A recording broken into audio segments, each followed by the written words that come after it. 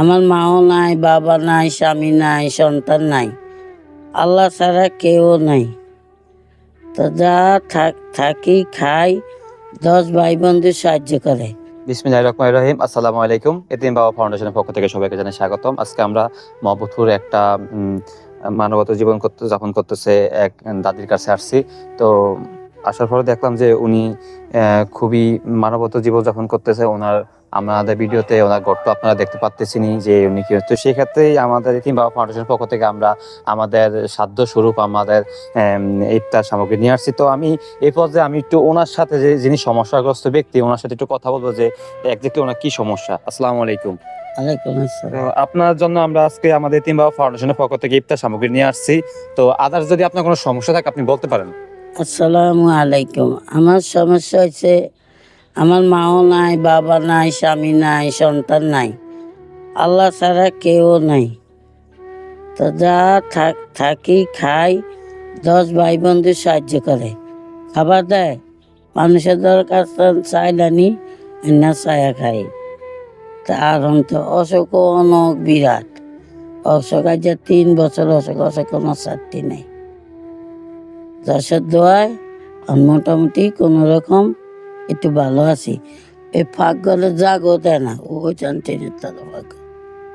এসব জায়গায় বেল আনতে পারে, এসব জায়গায় বেল আনতাম ডাল কি দেন, বসতে পারি না।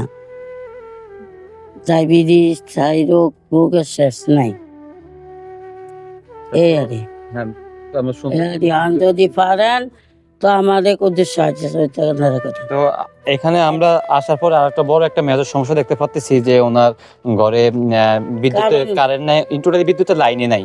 তো আমাদের অঞ্চলে যারা আমাদের প্রশাসনিক বিন্দু আছেন এবং দায়িত্বশীল ব্যক্তিবর্গ আছেন তাদের কাছে আমি আমাদের ভিডিওর মাধ্যমে অনুরোধ করব যে এটা মহম্মদপুর গ্রাম। তো এই গ্রামে আসলে আপনারা এই যে বাসাটা, এই বাসাটার মধ্যে টোটালি বিদ্যুতের যেই লাইন টোটালি নাই এবং উনি ওনার বাসায় প্রদীপ, যে আমাদের যে অতীতে যে প্রদীপ ব্যবহার করতাম, ওই প্রদীপ ব্যবহারের মাধ্যমে উনি কোনোভাবে ওনার জীবনযাপন করতেছেন অসচ্ছলতা এবং মানবতা জীবনযাপন করতেছেন। তো আপনারা যারা আমাদের দায়িত্বশীল ব্যক্তি আছেন, প্রশাসনিক ব্যক্তিবর্গ আছেন, আপনারা ওনার ব্যাপারটা দেখবেন এবং আশা করি আপনারা অতি দ্রুত ওনার বিদ্যুতের একটা ব্যবস্থা করে দিবেন। তো আমি একটু ভাইকে অনুরোধ করবো আপনি ওনার যে আমাদের এতিম বাবা ফাউন্ডেশনের পক্ষ থেকে ইফতার সামগ্রীটি ওনার হাতে তুলে দেন। এবং আমরা ভাই যখন দিতেছি আমরা একটু কথা বলি। আমরা আর দেখতেছি আমাদের ওনার বাসা মানে এমন একটা জায়গা আছে, পাশে একটা পুষ্করণী, এর পাশে ওনার খুবই ছোট্ট একটা ঘর, কুড়ে ঘর বললেও চলবে। তো কারণ এবং ওনার যে বাসা মানে এখানে আপনারা যখন আমরা দেখতে আসছি, এখানে যদি আপনারা মানে কোনো সাপ বা কোনো কিছু ঢুকতে চায় অতি সহজে ঢুকতে পারবে। এবং মানে ইন্টারনেট ঘরে ভিডিও একটা ছোট্ট একটা জায়গার মধ্যে উনি একটা ছোট্ট একটা দালান ঘর করে মানবতা জীবনযাপন করতেছে এবং বিদ্যুৎ নাই। ইতিমধ্যে আমরা উনি যেখানে রান্না বান্না করে রান্না বান্নাটা দেখতে পাচ্ছি।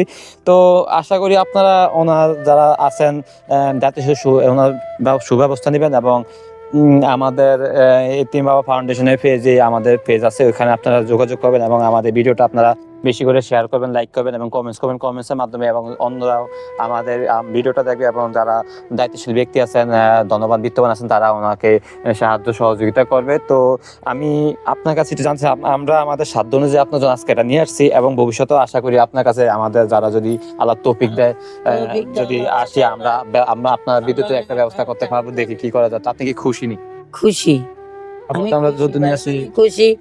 আল্লাহ আমনে করে নেক হায়াত দান করক, নেক জীবন দেখ, নেক জীবন বাড়া দেখ, নেক হায়াত দেখ, নেক জীবন ভিক্ষা বাড়াক, নেক আমল করার তৌফিক দেখ, কামের জীবন দেখ।